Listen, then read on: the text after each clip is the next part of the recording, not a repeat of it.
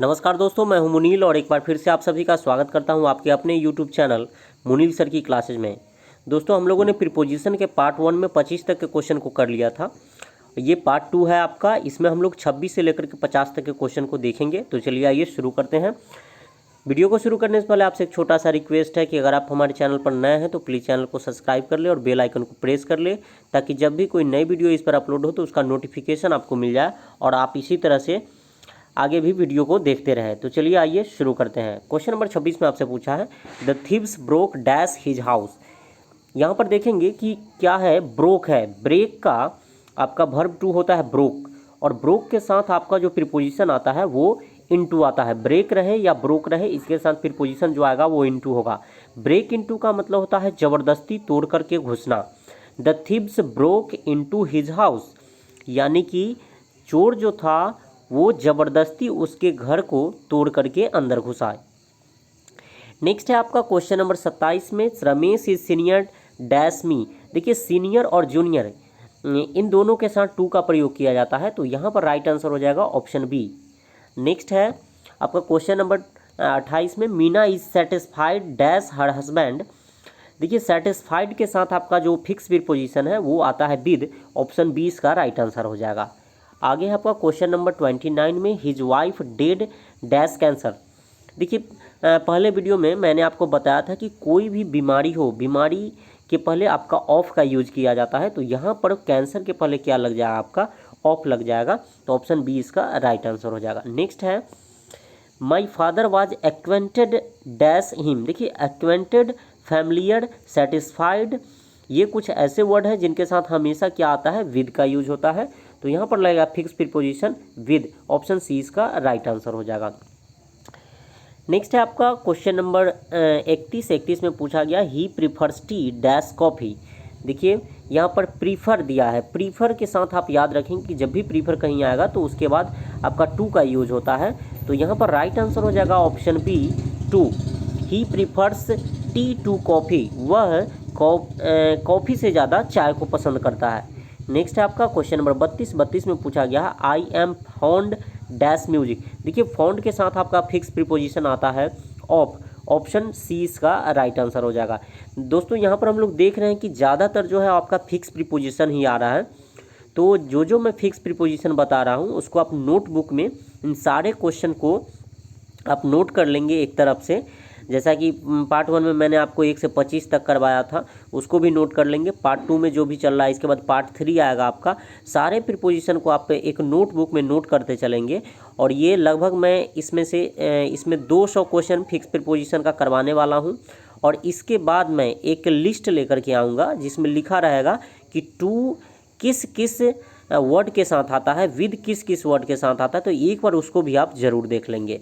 तो चलिए आइए अगला देखते हैं। अगला question, Gandhi ji was born dash 1869। देखिए, यहाँ पर आप याद रखेंगे कि अगर सन ईस्वी दे दे तो सन ईस्वी के पहले आपका इन का प्रयोग होता है। तो यहाँ पर राइट आंसर हो जाएगा ऑप्शन ए।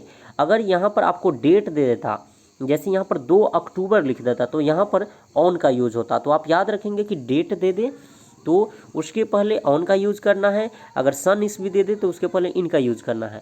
आगे है क्वेश्चन नंबर 34 में, the aeroplane was flying dash the clouds. तो यहाँ पर राइट आंसर हो जाएगा आपका एभव। ऑप्शन ए इसका राइट आंसर हो जाएगा above. The aeroplane was flying above the clouds. Above का मतलब होता है ऊपर। नेक्स्ट है आपका, एभव यूज होता है और ओवर भी यूज होता है, ठीक है। तो ओवर कहीं पर आएगा तो वहाँ पर मैं समझा दूंगा कि ओवर कहाँ पर यूज होता है। देखिए, एभव कहाँ होता है, ओवर कहाँ होता है, अभी देख लेते हैं। एभव वहाँ पर होगा जहाँ पर कोई चीज़ ऊपर हो और नीचे किसी सपोर्ट में नहीं हो, ज़मीन के सपोर्ट में नहीं हो। और ओवर कहाँ होता है, जो ऊपर तो हो लेकिन नीचे ज़मीन से किनारे से कहीं पर सटा हो। जैसे कि आपने ओवर ब्रिज सुना होगा, तो ओवर ब्रिज उसका नाम क्यों पड़ा, क्योंकि वो नीचे ज़मीन से सटा होता है। तो नीचे ज़मीन से सटा हो कोई चीज़ तो वहाँ पर ओवर का यूज किया जाता है।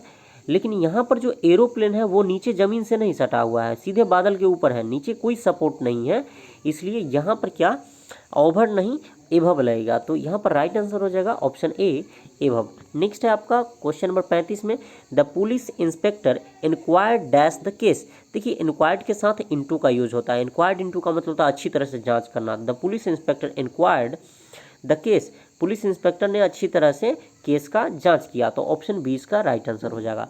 क्वेश्चन नंबर 36 देखते हैं। 36 में आपका दिया है, he beloved prevented him dash going there. देखिए ही बिलव्ड यानी उसकी प्रेमिका ने, प्रिवेंटेड हिम यानी उसे मना किया, किससे, तो यहाँ पर क्या प्रीपोजिशन बढ़ाएगा, तो आप याद रखेंगे कि प्रिवेंटेड जो है, प्रिवेंटेड और प्रोहाइबिटेड दो ऐसा वर्ड है जिसका मतलब होता है मना करना, और दोनों के बाद आपका फिक्स प्रीपोजिशन फ्रॉम ही आता है।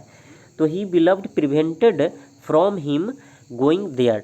क्वेश्चन नंबर 37 में आपसे पूछा गया, he complain dash his classmate. तो देखिए कंप्लेंट के बाद आपका अगेंस्ट का यूज होता है, ऑप्शन 20 का राइट आंसर हो जाएगा। ही कंप्लेंड अगेंस्ट हिज क्लासमेट, उसने अपने सहपाठी के खिलाफ, अगेंस्ट मतलब खिलाफ होता है, शिकायत किया।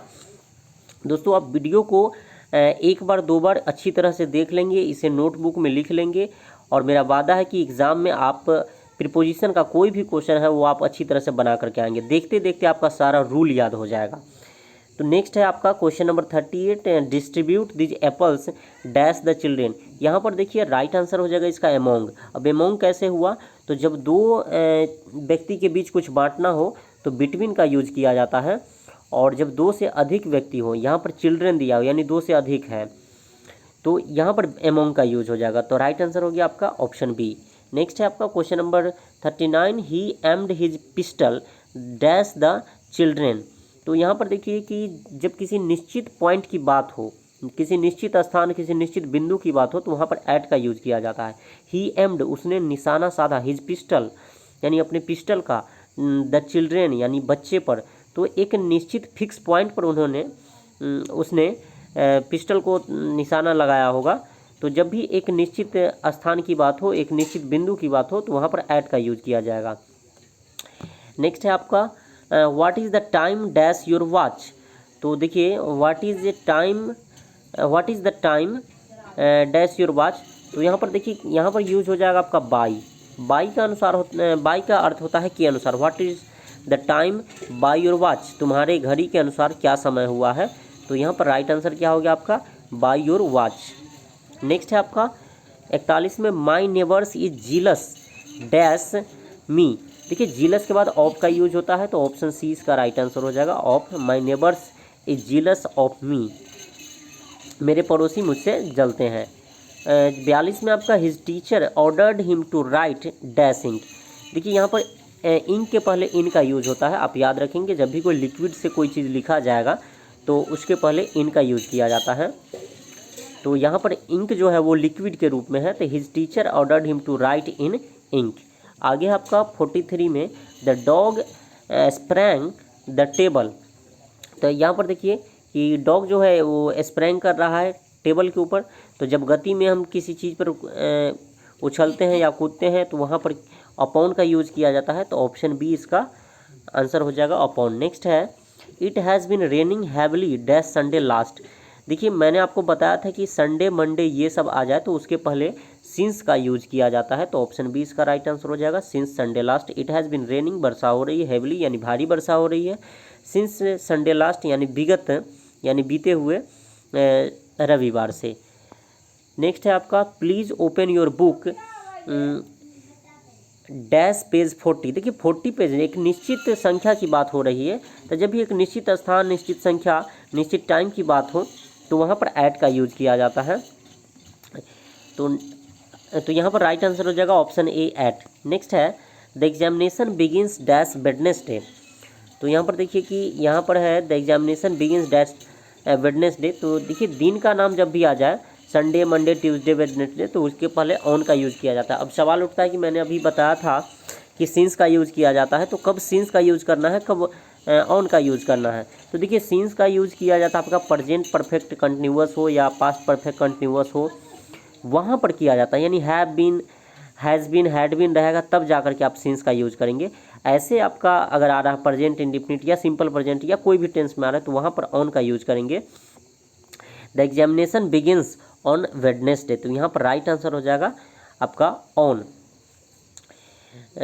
जैसे इस तरह से हम बोल सकते हैं he is coming on Monday, वह सोमवार को आ रहा है। तो मंडे संडे इस तरह से जब भी आए तो ऑन का यूज़ करेंगे। लेकिन एक बात का ध्यान रखेंगे कि जब भी आपका प्रेजेंट परफेक्ट टेंस में यानी कि हैव बीन हैज़ बीन का यूज़ हो, sorry present perfect continuous tense में हो, हैव बीन हैज़ बीन लगा हो, तो वहाँ पर सिंस का यूज़ करेंगे, ऐसे ऑन का यूज़ करेंगे। जब भी डेट कोई दे दे 2 अक्टूबर 3 अक्टूबर ऐसे करके, या कोई दिन दे दे, तो उसके पहले ऑन का यूज़ करते हैं। लेकिन ऐसे प्रेजेंट परफेक्ट कंटिन्यूअस में आ जाए तो सिंस का यूज़ करते हैं। क्वेश्चन नंबर 47 में आपसे पूछा गया है, sorry question number 46, the examination begins dash Wednesday. तो यहाँ पर देखिए कि इसका राइट आंसर हो जाएगा ऑप्शन बी ऑन। जब भी कोई दिन दे दे आपको संडे मंडे, तो उसके पहले ऑन का यूज़ किया जाता है, नहीं तो सिंस का यूज़ किया जाता है। सिंस का यूज़ कब होगा? जब सेंटेंस आपका प्रेजेंट परफेक्ट कंटिन्यूअस में हो या पास्ट परफेक्ट कंटिन्यूअस में हो, तो वहाँ पर सिंस का यूज़ करते हैं। अगर प्रेजेंट परफेक्ट कंटिन्यूअस नहीं हो या पास्ट परफेक्ट कंटिन्यूअस नहीं हो, तो वहाँ पर हम ऑन का यूज़ करेंगे। तो यहाँ पर the examination begins present indefinite है, तो ऑन का यूज़ हो जाएगा ऑन वेडनेसडे। आप याद रखेंगे कि दिन का नाम जो होगा, नेम ऑफ डेज, या कोई दे दे 2 तारीख 3 तारीख इस तरह से करके दे दे, तो उसके पहले हम ऑन का यूज़ करते हैं। जैसे कि इससे पहले मैंने बताया था आपको कि 2 अक्टूबर के पहले ऑन का यूज़ होगा। तो इसका राइट आंसर हो गया आपका ऑप्शन बी ऑन। 43 में आपसे पूछा गया है, the Mughal ruled dash India. देखिए रूल्ड के बाद आपका आता है प्रीपोजिशन ओवर। रूल्ड ओवर का मतलब होता है शासन करना। The Mughal ruled over India, तो यहाँ पर क्या हो गया? Ruled over. नेक्स्ट है आपका क्वेश्चन नंबर 48 में देखेंगे हम लोग। 48 में आपका दिया he is a candidate dash the primary teacher. तो यहाँ पर देखिए कैंडिडेट फॉर होता है, कैंडिडेट के बाद फॉर आता है, तो ऑप्शन ए इसका राइट आंसर हो जाएगा। आगे है he is confidence in, confidence के बाद आपका इन प्रीपोजिशन आता है, तो ऑप्शन ए इसका राइट आंसर हो जाएगा। नेक्स्ट है आपका क्वेश्चन नंबर 50, जो कि आज के वीडियो का लास्ट क्वेश्चन है। Mister Gupta felt grief. देखिए फेल्ट ग्रीफ का मतलब होता है दुख महसूस करना, कष्ट महसूस करना। Mister Gupta felt grief, grief के बाद आता है आपका प्रीपोजिशन इन, ऑप्शन बी इसका राइट आंसर हो जाएगा। Mister Gupta felt grief in the death of his brother, यानी मिस्टर गुप्ता ने अपने भाई की मृत्यु पर क्या ग्रीफ महसूस किया, यानी कि कष्ट महसूस किया। तो दोस्तों आज की वीडियो में बस इतना ही क्वेश्चन था। अंत तक देखने के लिए बहुत बहुत धन्यवाद। आशा करता हूं कि सारे क्वेश्चन आपको समझ में आ गए होंगे। अगर आपने इससे पहले का पार्ट 1 जो है, जिसमें मैंने 1 से 25 तक के MCQ को बताया है, नहीं देखा है तो उसका लिंक डिस्क्रिप्शन बॉक्स में दिया हुआ है, आप उसे भी देख सकते हैं। तो ठीक है, मिलते हैं अगले वीडियो में, जिसमें हम लोग क्वेश्चन नंबर 51 से 75 तक के क्वेश्चन को देखेंगे। तब तक जय हिंद, जय भारत, वंदे मातरम।